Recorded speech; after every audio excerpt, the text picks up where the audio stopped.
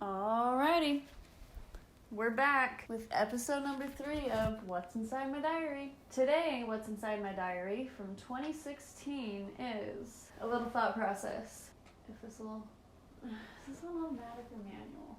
Manual! Okay, let's get that auto going. Do own experiments. Dress like Kylie Jenner for a day. Smile at everyone you see. Social experiments and write notes each day. So this is also one of the things that's aged incredibly well. Like I said in one of my past videos, I literally think of myself as this little scientist running around in a body, and it's like the whole world is my playground. Also, check out my new shirt, Mother Nature baby. It's from an Australian shop called In Mind's Eye, if you're interested. So I just want to talk about the idea of life and experiments.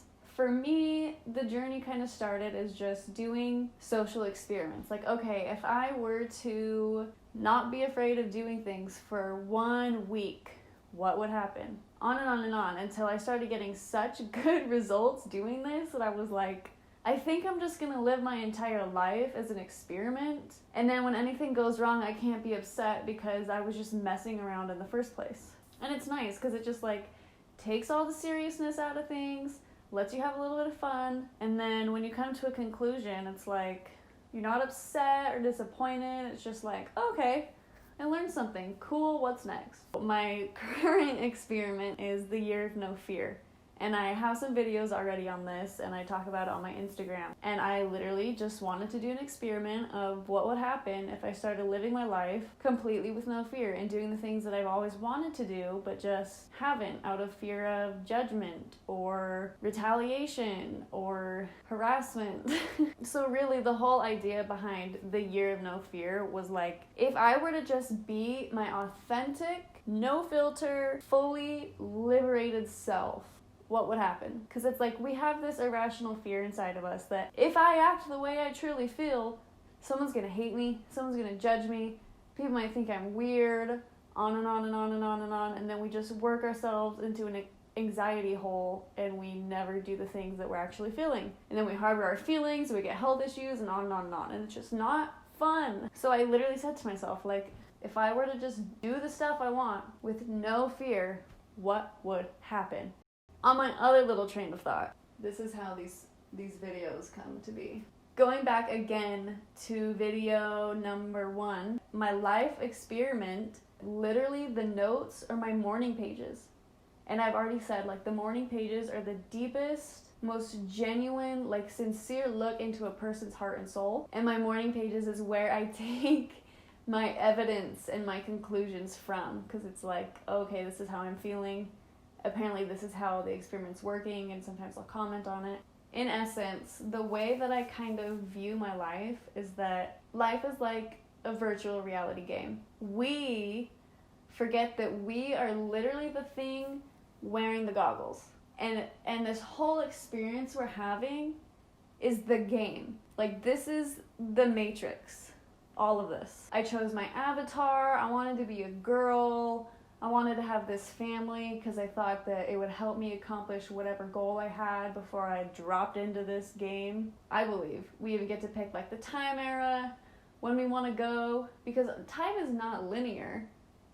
It's literally not. We only perceive time as being past, present, future, but in all honesty, it's happening at once. We chose this avatar, we choose our bodies, and then we push play and we're in the game. Like, our consciousness has plugged into this character. In thinking this way, you can kind of take a step back and start to see life from one layer above. And it's like, no longer are you just thinking to yourself, I'm Maddie, I'm a girl who's from Utah, I was born Mormon, blah blah blah. Like, those are all stories of this avatar, but the thing inside the avatar is what's truly me. And it's funny because it's like, okay, Avatar, the last airbender, it's one single soul that recycles through all these different lifetimes.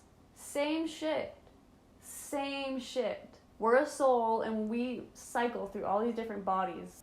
When you see your life from a layer above, it's suddenly like you're playing Sims. Not only are you the person behind the keyboard telling them what to do, but you're also the freaking sim. A lot of us identify fully as the sim, and we forget that we're also the person controlling the sim. When you can have this distinction of like, okay, this is my character, and my consciousness is the controller or the programmer, just gives you a totally different outlook, and you start to realize like, okay, I don't think that life is so damn serious like I've been making it. And also, I don't have to keep doing all these freaking things everyone else is telling me to. Like, I literally get to choose what my sim is doing. Where the whole life experiment thing starts to take a spiritual turn is that my personal experiment is literally just putting into practice all of these different things that I've learned about and researched about, and like especially spiritual practices. Growing up Mormon and then leaving the church and having my whole foundation of everything that I've ever known completely shattered, and having to just like search for something new to stand on so I'm not drowning. It's been hard for me to trust something, to trust anything. And it's like, I don't want to be deceived again. So I literally put my heart and soul into researching things. But not only do I do the research, it's like once I come to a solid conclusion with my logical mind, I have to put that into practice in my life and see if it still is true for me. So one thing in particular is experiments with manifestation. In 2018, I started to notice that I had a lot of knowledge and I wanted to share it, and it was like nobody really understood me or my story or like why I suddenly was the way I was, because people were used to Mormon Maddie, and Maddie identified as the character, not Maddie controlled from the consciousness and realizing that I'm the avatar, you know? I started practicing manifestation for this book that I wanted to write. And I had heard all the time, like, if you believe, if you have faith, if you speak things into existence, it will come into physical form. You won't even have to think about it. The universe will take care of it. And I was like, okay, that's awesome. I would hope that that works, so I'm going to try it out. And I don't want to be disappointed. So this is just going to be an experiment, and this will just be for fun. So I started getting really brave and telling people around me, like, yeah, I'm going to write a book, or like calling myself an author. And it was like I kind of started to write it, but in all honesty, I had no direction, and I didn't know how to publish a book. You know, like, that's a lot. So I would just keep saying it, even though I totally knew I was not doing it, and I had no plans to get it finished. So that was in 2018. The more I started speaking about it, the braver I became, and then I started really writing from my soul in my school papers. And one of my teachers was like, yo, when you write a bestseller, I want it signed on my desk. And I was like, I literally have been saying I want to write a book, or I will write a book. Literally maybe a month later, I open up my LinkedIn and I have a message from someone saying, hey, I do this program where I help students write their own book. Are you interested?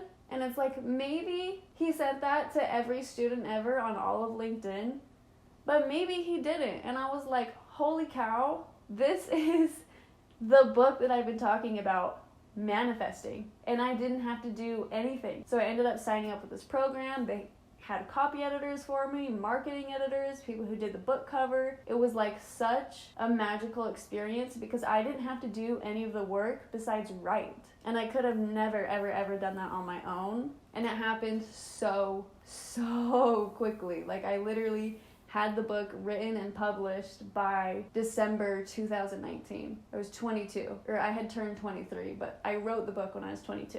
When you can start to understand or start to see life as an experiment, it takes so much stress and anxiety out of life, and it just reminds you that none of this is so serious, and that you don't have to live your life under this false illusion of control and like having to follow rules and do what society tells you. You literally don't have to. You just start doing your own experiments and do the things that you're interested in and see what happens. And I guarantee you, the more you start following that path, the more things are going to start to line up for you, and just like your life will become smooth. Not that it's going to be perfect. I mean, clearly you still go through ups and downs, but it's ups and downs that aren't unnecessary. Like, they're things that bring you growth and healing, and that are really necessary for you to take and keep as a lesson as you keep furthering down this path of experiments and just taking one baby step further towards your soul's purpose and then another step further. You literally are here to experience things.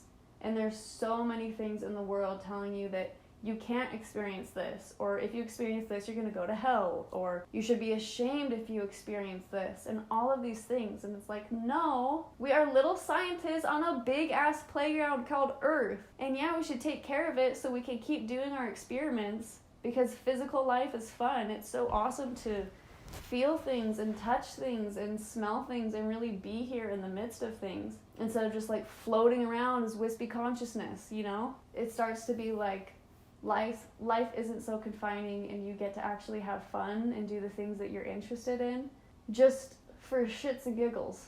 And it's so liberating and so fun, and it gives the most magical quality to your life. And it doesn't even have to be, you know, spiritual experiments like mine are. It can be anything. It's made me realize that, especially in terms of like career, you don't have to subscribe to a single career or career path. Especially in today's day and age, you can be whatever you want. You get to make up your own job description. And it's like you just do what you're interested in. And because you love it, you do it so much that you get really good at it. And it's like, if I'm interested in it, I'm sure other people are too. And then you get to teach what you freaking love. And it's this whole give and take. Oh, it's so amazing. So my call to action for you guys is just to start treating your life like an experiment and start doing your own experiments today, whether it's living a day with no fear or smiling at everyone or, you know, anything. A lot of mine I can see tend to revolve around getting rid of fear, and I think that that's an amazing place to start, because it's like fear keeps you from doing so many things. And if you can just start the experiment of, for one day, I'm not going to be afraid to talk to my crush or whatever. It's like suddenly the whole world blooms open for you. And all of these things that you never would have done or experienced because you were afraid are suddenly standing in front of you. And it's like, oh my gosh, who would have thought? And it's like you have these stories to tell people. Yeah, and your life just takes on the most magical quality. There's no other way to explain it. All right, I think that's the end for me.